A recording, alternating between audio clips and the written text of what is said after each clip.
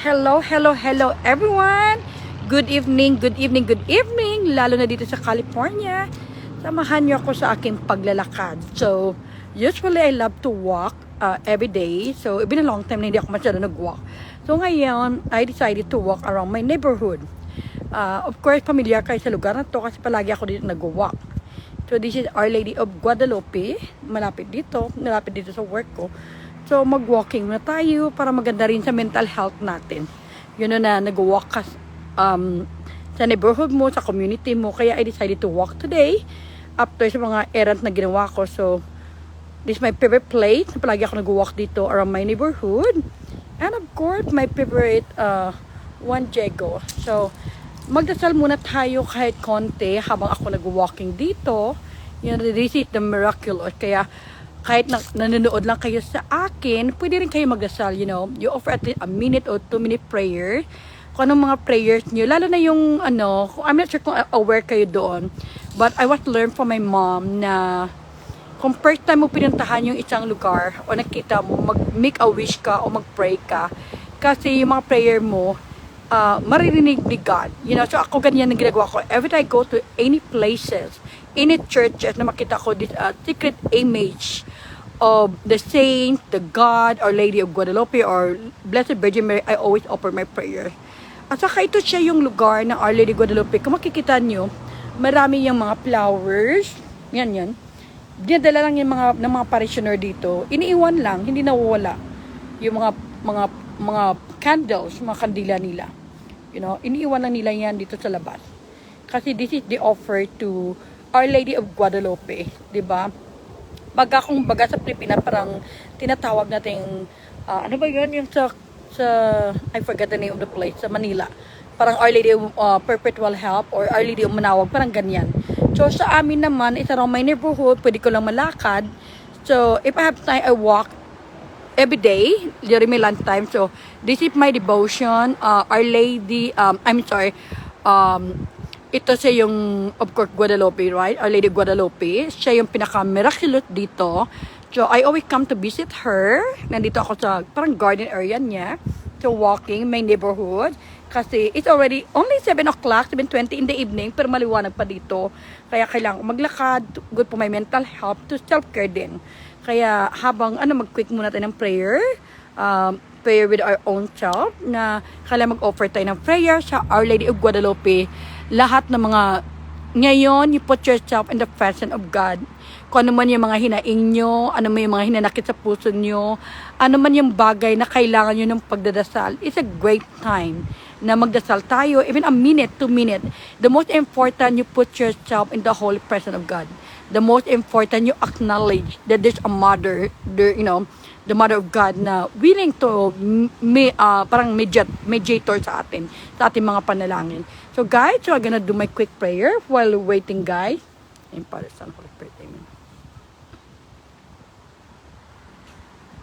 Ama namin sa langit, I offer my prayers sa lahat ng mga taong nanonood ngayon, lalo na si Joby Barba, Maricar Torelisa, TC Piedad, Benny Flowers, and Iya Hassan Ago, at sa lahat pa ng mga tao na kailangan ng prayer sa oras na ito. Kasi alam ko yun ang pinakamahalaga sa buhay ng tao, yung pagdadasal at paniniwala. Na sa bawat araw, sa bawat oras, sa bawat segundo, na ikaw naging kasama namin sa aming mga puso, sa aming buhay. Lalo ng Our Lady of Blessed Virgin Mary, especially Our Lady of Guadalupe, naging part na ng aking journey sa aking buhay dito sa Amerika na araw-araw na sa aking pagdaan dito, sa paglalakad, alam ko na yung mga panalangin ko unti-unti natutupad, yung mga pangarap ko dahil sa aking pananampalataya. Lalo na sa mga tao na naging bahagi ng journey ko na sila din, matanggap din nila yung mga panalangin nila, yung mga pananampalataya nila sa mga kailangan nila personal, financial, sa kanilang health, sa kanilang pamilya, sa kanilang trabaho, sa kanilang negosyo, para sa mga kaibigan, sa mga taong kailangan ng mga pagdarasal ngayon. Lalo na sa mga taong may sakit. Pinipray namin, Lord. Kung saan man sila sulok ng mundo, kung sa Pilipinas man o sa ibang bansa, Lord, put your hands to them all in the part of their body. the total healing, the forgiveness, and the protection. Because I do believe the power of prayer, and especially for the forgiveness and the healing. Ikaw lang bahala sa kanila at sa amin lahat. Sa bawat araw ng aming buhay, sa aming pananalita, sa aming gawa, at sa aming mga iniisip, na ikaw ay aming kasama. Ngayon, Lord, we keep on praying that your healing, the forgiveness, your protection, and guidance for all of us, lalo sa mga taong kailangan ng pagdadasal sa oras na ito. I include my prayer also Imelda, Estrella, Gilala, na nanonood din, at sa mga lahat pa, Lord, na nanonood. We offer for our prayer for everyone. At saka kung ano man yung mga pinagdadasal nila sa isip na ngayon, Lord, dinggin mo at sa akin din. Inaalay ko lahat sa iyo, lahat ng magandang mangyari sa buhay namin at sa lahat din sa community namin, lalo na sa Bindit community, na patuloy kami gawa ng kabutihan sa pagtulong sa mga kabataan, edukasyon, sa mga pangangailangan sa mga kabataan sa Pilipinas. Lord, help us to be a channel of your peace.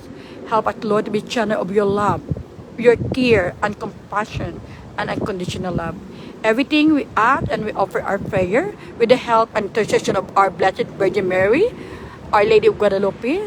Samahan mo kami sa araw-araw naming paglalakbay sa mundo na ito na puno ng pag-asa, ng aming panalangin, inaalay namin para sa iyong anak na si Jesus, para rin sa aming mga sarili, sa aming mga pamilya, sa lahat ng mga tao na karamdam ng mga problema, pagsubok, na ikaw lang makatulong sa amin. Everything, Lord, we pray for you because we believe you're the most powerful God, can able to answer all our longing, all our worries, and all our prayer. All of this we ask and we entrusted in the name of Jesus, our Lord, our God, our Savior. Amen. In Father, Son, Holy Spirit. Amen.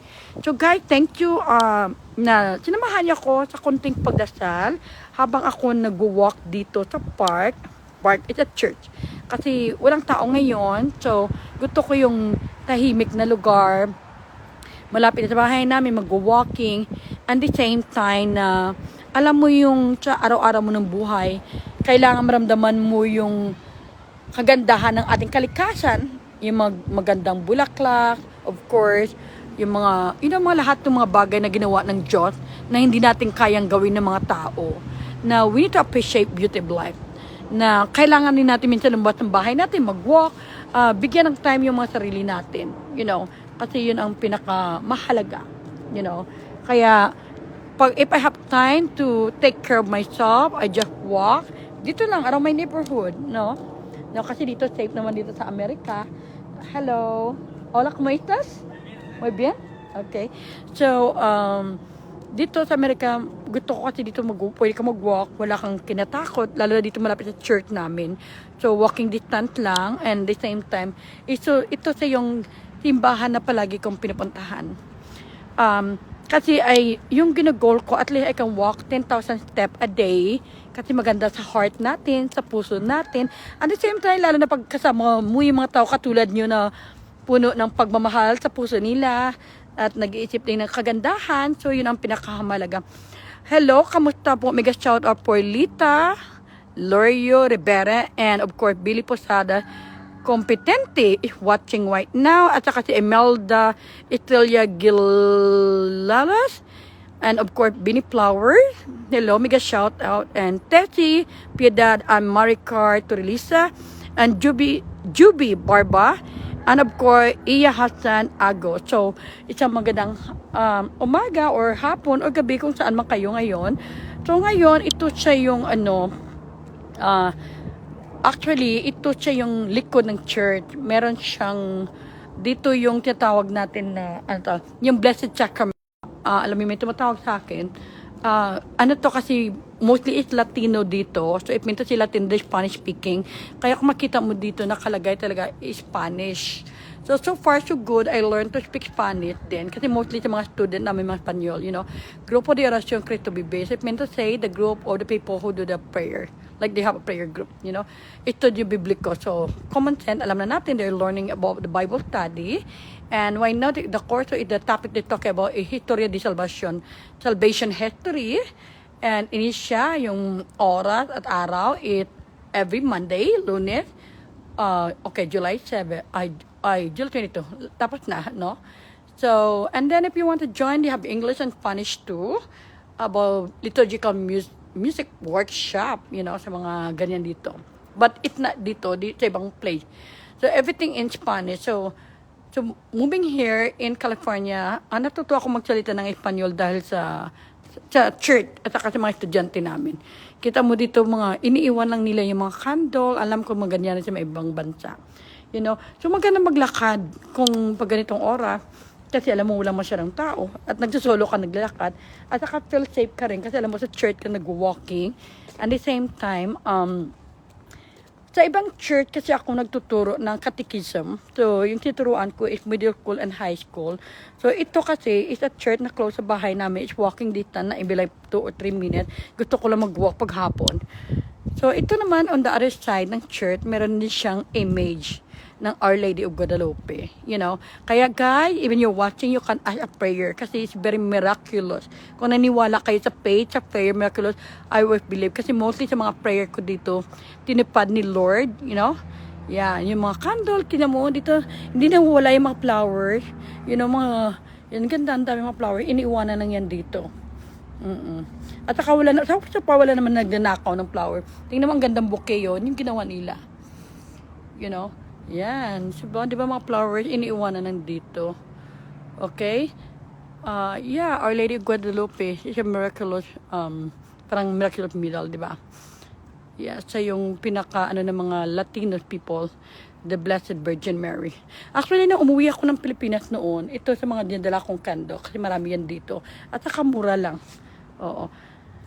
Of course, hindi mo wala dito si Juan Diego. Si Juan Diego, kung alam yung history niya, siya yung kung saan nagpakita ang Blessed Virgin Mary sa kanya. At the beginning, walang maniniwala sa kanya, kahit yung obispo at sa mga pare. But because of nagkaroon ng miracle, nagkaroon ng flowers, sa area na yun, nga kung saan yung disyerto na parang bundok. Kaya, kita mo nagdadasal siya. And then, after that, nang pumunta sa doon sa obispo na yon, lumabas yung mga flowers, na bihira, tumutubo ang flowers. So, it's a miracle. At saka, dahil doon, marami nangyari na mga miracle at sa mga blessings. So, actually, that's one of my dreams in life na mapuntahan ko yung lugar na kung saan yung Our Lady of Guadalupe doon sa Mexico. Okay, that's in Mexico. At ito sa pang konting small, kasi dito kahit sa corner, meron ka makikita mga candle at saka mga flowers din. Marami ito. Of course, another devotion. Of course, the crucifixion of Jesus, di ba? Makita ng maraming candle, yung mga flowers, you see, mga bouquet, iniwanan na yan sa labas, di ba? Walang nawala, hindi ninanakaw, nandiyan lang yan. Ganyan yan dito. So, maraming image, di ba, na nakikita mo na dito, how blessed I am, na dito ako nakatira sa lugar nito, na maganda ang surrounding, parang ang community. And at the same time, isa po ako sa napili at naboto na commissioner dito sa library education. So, itong distrito na to, District 5, hawak ko po when it comes sa education sa mga kabataan, sa mga youth immigration. Yan po yung katungkulan ko dito bilang public servant and public servant. Kaya I'm so very proud. I'm the first Filipina na napili at naging appointed sa City of San Jose. Kaya I'm so blessed, I'm so thankful na kahit nasa ibang bansa ka, nirerespeto ka at minimahal ka dahil gumagawa ka ng kabutihan. Naging good example ka sa mga generation, lalo naman sa mga estudyante namin. And then sa harap ko, maganda rin ito. You will love it, okay? So guys, kahit iniikot ko lang kayo, pero pwede rin kayo magdasal, offer yung prayer nyo kasi ang natutunan ko sa nanay ko, yung unang lugar na puntahan mo at nakita mo na hindi mo pa napuntahan at makita mo yung mga secret image of God, kailangan mag-offer ka ng wish and prayer and keep it in yourself kasi mostly of your prayer will come through. Okay, kaya dito, tingnan nyo, I love this one. So this is, of course, everybody knows, this is the image of Jesus, right? Yan. Marami ding mga flowers. Kaya wherever you go, puro candle. Right? Flowers. And also, kaya palagi ako dumadaan dito. Nag-walk kasi ito siya yung binibisita ng mga tao dito. Umiikot lang anytime. But it so happen na Sunday in the evening is 7:32 at saka maliwanag pa. Kaya nag-walk na lang ako muna. And of course, Nuestra Señora de Guadalupe. So, ang ibig dyan, sabi ng Nuestra Señora de Guadalupe, Our Lady of Guadalupe in Espanyol. Yan, makita mo Yan, during the Spanish time. At saka, kung makita mo dito, na during the time na, of course, gusto ng mga tao, lalo dito sa Amerika, dito sa lugar namin, ipaglaban ang karapatan ng kababaihan. Kaya, welga, you see? That is the, at saka ito yung lugar kasi yung Our Lady of Guadalupe na kung saan nag-ipon-ipon yung mga tao at kilala itong lugar, parang landmark siya sa area namin dahil dito nagsimula yung devotion ng mga tao. Kaya dito tinatag yung church na to. Okay? So, as we go walk around the Our Lady of Guadalupe, so ito yung outside niya. Kita mo maliwanag pa ha. It's already 7, ano ba yung kaya nagsunglass na ako. 7:33. Makita mo pa yung sun. Yan pa. Maliwanag pa. O mamaya mga 8 o'clock in the evening na but it's still bright, you know. And of course, there's another small image ng Our Lady of Guadalupe. Yung smaller version. Diba? Kahit saan ka pumunta, puno-puno ng mga bouquet of flowers. Bouquet of flowers. At saka mga Our Lady of Guadalupe. At saka yung flowers din dito. At saka mga candle. Ganon talaga ka-devoted yung mga tao dito. And itong pinaka-cute na nakita ko dito. Aww, the small version ng Our Lady of Guadalupe na ginawa nila. You know? Yeah. Dito makikita mo, di ba? Ano lang sila, yung mga tao dito, talaga very devoted. At saka, malinis ang kapaligiran. At saka, isa lang yung nakita ko, yung nagtitinda dito sa likod ko, yung food truck. Yun, sandali. Yan, dyan, may food truck dyan. Wait, yan, yung may nagtitinda. Oo. And the rest, wala kang masyadong makita mga tao. Dito, palagi ako nakaupo dito, under the tree. Pag during lunch ko, nag-walk din ako dito, kasi malapit ang work ko dito, across the street. At on the other side, so across the street, on the other side, dyan, yun ang work ko. And then on the other side of the building, dyan ako nakatira. You know? So kaya, this is my place for 21 years na dito ako nakatira sa area na to. At dito rin ako nag-public service. So, thank God. You know, mababait yung mga tao dito. Kahit dumating ako bilang immigrant, ramdam na ramdam mo yung mga pagmamahal ng bawat isa. Na nakilala kanila. And even though magkaibang lahi kami dito. So ngayon, ito lang tao nakita ko dito.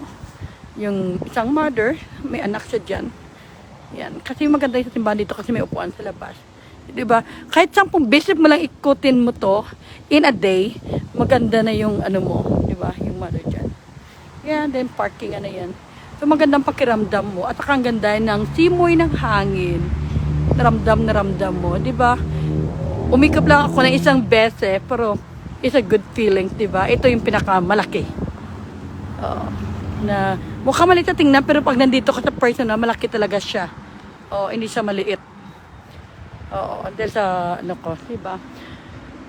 So, yan, maganda na palagi sa buhay natin na nag-walk ka, bigyan mo ng panahon yung sarili mo, at gumagawa ka ng kagandahan sa buhay, nagbibigay ka ng inspirasyon, lalo na sa mga tao sa paligid mo. Kasi yung buhay hindi lang puro mga challenges, hindi lang pagsubok, kundi may mga bagay din na marami ding na maidudulot, may dudulot na kaganan sa buhay mo. Kaya maraming upuan dito. So anytime gusto mo mag-picnic, pumunta ka lang dito. You know, around the neighborhood lang siya. Oo. Tapos kung makita mo yung McDonald's Hall sa kabila, pag may mga special occasion, kagaya ng birthday celebration, pwede mo rin siya ma-rent. Pero hindi ko alam kung nagbabayad kasi pag may mga occasion, kami ginagamit na namin with them pay. Parang hall, parang sa Pilipinas, parang barangay hall, but it's under the church. Yan. So, diba? So, marami siyang, plenty of parking naman dito sa area na to. Ngayon, walang nakapark dito sa loob kasi bawal. Kasi close na ang church and the same time, almost 8 o'clock. And then, on the other side of the building, doon sa likod na yun, may swimming pool dyan. Actually, tingnan natin. May swimming pool doon sa likod. Actually, nung malit pa yung mga anak ko, dyan kami nagsiswimming. Tingnan natin yung swimming pool kung bukas. Kasi open din yan sa public sa likod niya. At saka,